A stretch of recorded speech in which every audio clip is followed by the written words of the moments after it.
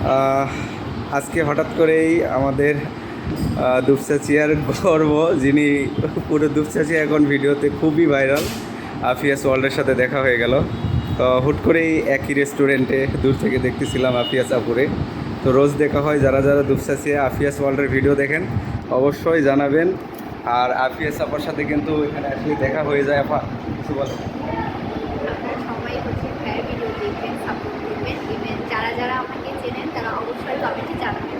যারা আমার ভিডিও দেখছেন, আমার রেগুলার ভিউয়ার্সগুলো, থ্যাংক ইউ, জন্য অনেক অনেক শুভকামনা। Thank you so much. অবশ্যই আপার জন্য দোয়া করি, আপা এগিয়ে যাক আরও অনেক দূরে।